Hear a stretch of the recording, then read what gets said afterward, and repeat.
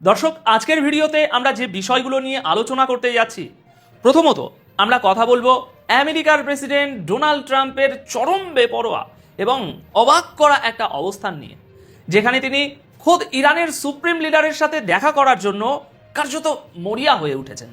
দ্বিতীয়ত আমরা বিশ্লেষণ করব কিভাবে আমেরিকা এবং ইরানের এই চরম উত্তেজনার সুযোগ নিয়ে তুরস্কের প্রেসিডেন্ট এরদোয়ান নিজের দেশের জন্য কোটি কোটি ডলারের এনার্জি করিডোর তৈরি করে নিচ্ছেন। আর তৃতীয়ত আমরা সেই বিস্ফোরক খবরটি নিয়ে কথা বলবো, যেখানে স্বয়ং ডোনাল্ড ট্রাম্প অন ক্যামেরায় স্বীকার করে নিয়েছেন যে তিনি ইসরায়েলের প্রধানমন্ত্রী নেতানিয়াহুকে ফোনে অকথ্য ভাষায় গালিগালাজ করেছেন এবং তাকে রীতিমতো পাগল বলে আখ্যা দিয়েছেন। তো চলুন আর কথা না বাড়িয়ে আজকের মূল বিশ্লেষণে প্রবেশ করা যাক। শেষ পর্যন্ত অবশ্যই সাথে থাকবেন। দেখুন, বর্তমান পরিস্থিতিতে সবচেয়ে অবাক করা চালটি খেলেছে আমেরিকা, আর সেটা আমরা জানতে পেরেছি গতকাল ৩রা জুনের সন্ধ্যার একটি খবরের মাধ্যমে। খবরটি হলো আমেরিকার প্রেসিডেন্ট ডোনাল্ড ট্রাম্প সরাসরি জানিয়েছেন যে তিনি বর্তমান ইরানের সুপ্রিম লিডার মুস্তাফা খামেনির সাথে সরাসরি দেখা করতে চান। এখানে একটা জিনিস বুঝতে হবে দর্শক, এই আমেরিকা কিন্তু সেই দেশ যারা এর আগে ইরানের মাটিতে চরম আগ্রাসন চালিয়েছে, তাদের শীর্ষ নেতাদের টার্গেট করেছে। আর এখন সেই আমেরিকার প্রেসিডেন্টই কিনা ইরানের নতুন সুপ্রিম লিডারের সাথে এক টেবিলে বসার জন্য আগ্রহ প্রকাশ করছেন। এর পেছনের আসল ব্যাপারটা তাহলে কি?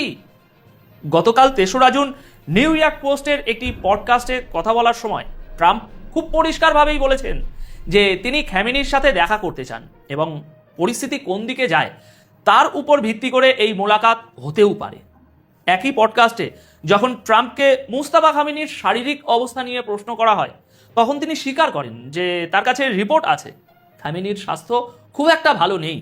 কিন্তু একই সাথে তিনি এটাও কনফার্ম করেছেন যে ইরানের প্রতিটি গুরুত্বপূর্ণ সিদ্ধান্ত, প্রতিটি সামরিক বা রাজনৈতিক দাবার চালে মুস্তাফা খামেনি পুরোপুরি অ্যাক্টিভ আছেন। দর্শক, ঠিক এর আগের একদিন আগে অর্থাৎ ২রা জুন আমেরিকার secretary of state Marco Rubio ঠিক একই কথা বলেছিলেন যে মুস্তাফা খামেনি বেঁচে আছেন এবং আগের চেয়ে অনেক বেশি শক্তিশালী ভূমিকা পালন করছেন। এখন আপনাদের মনে প্রশ্ন আসতে পারে, ট্রাম্প হঠাৎ এত শান্তিপ্রিয় হয়ে গেলেন কেন? দেখুন, আসল ব্যাপারটা হলো ট্রাম্প পুতিন, শি জিনপিং বা কিম জং উনের সাথে দেখা করে হয়তো নিজেকে গ্লোবাল পিস মেকার হিসেবে প্রমাণ করতে চান। কিন্তু ইরানের সুপ্রিম লিডারের সাথে দেখা করাটা এত সোজা নয়, কারণ ইরান আমেরিকার এই দ্বিমুখী নীতি খুব ভালো করেই বোঝে। ইরান খুব ভালো করেই জানে যে আমেরিকার বন্ধুত্বের আড়ালে সব সময় একটা ছুরি লুকানো থাকে। তাই ট্রাম্প যতই চান এই দেখাটা হোক, মুস্তাফা খামেনির দিক থেকে এর ইতিবাচক সাড়া পাওয়ার সম্ভাবনা প্রায় শূন্য। কারণ যে দেশ তাদের নেতাদের রক্ত ঝরিয়েছে, তাদের সাথে এক টেবিলে বসে কফি খাওয়ার মতো বোকামি ইরান করবে না। ট্রাম্পের এই বার্তার মূল উদ্দেশ্য হলো আমেরিকান জনগণকে এটা দেখানো যে তিনি যুদ্ধ থামাতে চান। কিন্তু গ্লোবাল সাউথ বা অ্যান্টি ওয়েস্ট দুনিয়া খুব ভালো করেই জানে যে আমেরিকার এই দুর্বলতার পিছনে লুকিয়ে আছে তাদের সেই অস্তগামী সাম্রাজ্যের চরম হতাশা। আচ্ছা, এবার আসুন একটু ভিন্ন দিকে আমরা তাকাই, যেখানে দুই পরাশক্তির এই রেষারেষির মাঝখানে একজন অত্যন্ত চতুর খেলোয়াড় নিজের আখের গুছিয়ে নিচ্ছেন।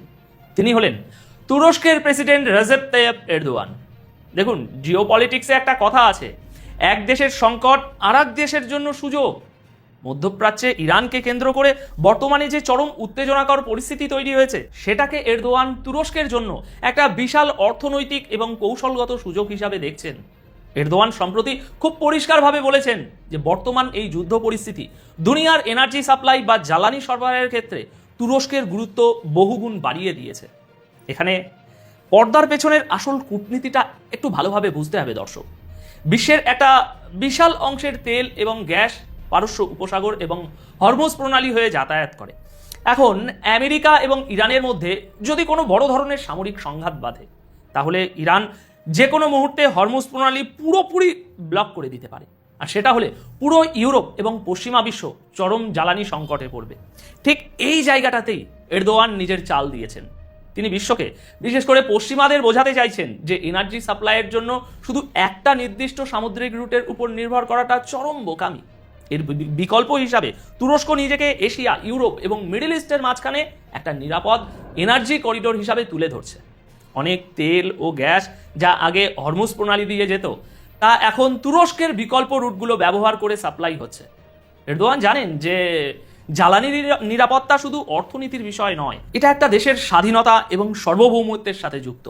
আমেরিকা যখন মধ্যপ্রাচ্যে নিজেদের আধিপত্য ধরে রাখতে গিয়ে বিলিয়ন বিলিয়ন ডলার পোড়াচ্ছে, তুরস্ক তখন সেই যুদ্ধের ডামাডোলের ভিতর দিয়ে নিজেদের ভৌগোলিক অবস্থানকে কাজে লাগিয়ে একটা গ্লোবাল এনার্জি হাবে পরিণত হচ্ছে। এরদোয়ান এই পুরো পরিস্থিতিকে শুধু যুদ্ধের লেন্স দিয়ে দেখছেন না, তিনি দেখছেন কিভাবে আগামী দশকে তুরস্ককে গ্লোবাল সাপ্লাই চেনের এমন একটা অপরিহার্য অংশে পরিণত করা যায় যেন চাইলেও আমেরিকা বা ইউরোপ তুরস্কের উপর কোনো ধরনের চাপ সৃষ্টি করতে না পারে। এবার দর্শক, ভিডিওর এই পর্যায়ে এসে আমরা আজকের সবচেয়ে চাঞ্চল্যকর এবং বিস্ফোরক খবরটি নিয়ে কথা বলবো, যা আমেরিকার সাথে তাদের সবচেয়ে আদরের মিত্র ইসরায়েলের আসল ফাটলটাকে সবার সামনে উন্মোচন করে দিয়েছে। গতকালকের খবর, গতকাল ৩রা জুন ২০২৬-এর সন্ধ্যায় একটা অত্যন্ত গুরুত্বপূর্ণ ইন্টারভিউয়ের খবর সামনে আসে।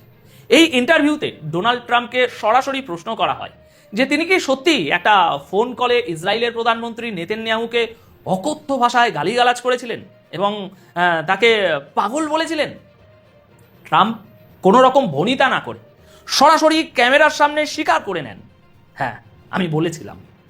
এখানে একটা জিনিস খুব গভীরভাবে বুঝতে হবে দর্শক, যে ইসরায়েলকে বাঁচানোর জন্য আমেরিকা দশকের পর দশক ধরে কোটি কোটি ডলারের অস্ত্র দিয়েছে, জাতিসংঘের যে কোনো প্রস্তাবে নির্লজ্জভাবে ভেটো দিয়েছে, সেই আমেরিকার প্রেসিডেন্ট আজ নেতানিয়াহুকে গালি দিচ্ছেন কেন?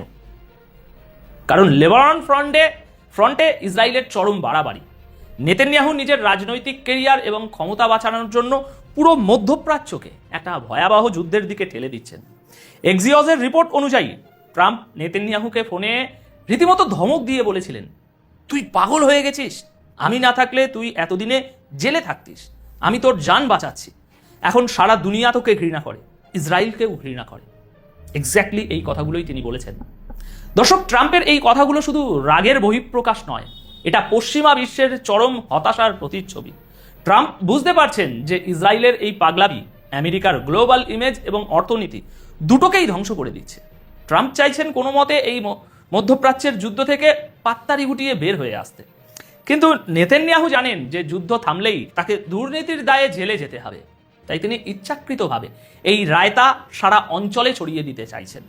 যদিও ইন্টারভিউয়ের শেষে ট্রাম্প ড্যামেজ কন্ট্রোল করার জন্য বলেছেন যে নেতানিয়াহুর সাথে তার সম্পর্ক এখনো ভালো, কিন্তু আসল সত্যটা হলো আমেরিকা এবং ইসরায়েলের এই তথাকথিত অভেদ্য সম্পর্কে এখন বিশাল বড় একটা ফাটল ধরেছে। গ্লোবাল সাউথ এখন খুব পরিষ্কার দেখতে পাচ্ছে যে পশ্চিমা বিশ্বের ভিতরেই এখন একে অপরকে সহ্য করার ক্ষমতা অবশিষ্ট নেই। দর্শক, এই পুরো বিশ্লেষণ থেকে আমরা একটা জিনিস খুব পরিষ্কারভাবে বুঝতে পারি যে পশ্চিমা বিশ্বের গ্লোবাল হেজিমনি এখন তার শেষ পর্যায়ে এসে পৌঁছেছে। আজ আমেরিকার প্রেসিডেন্ট বাধ্য হচ্ছেন তাদের চিরশত্রু ইরানের সাথে আলোচনায় বসার জন্য।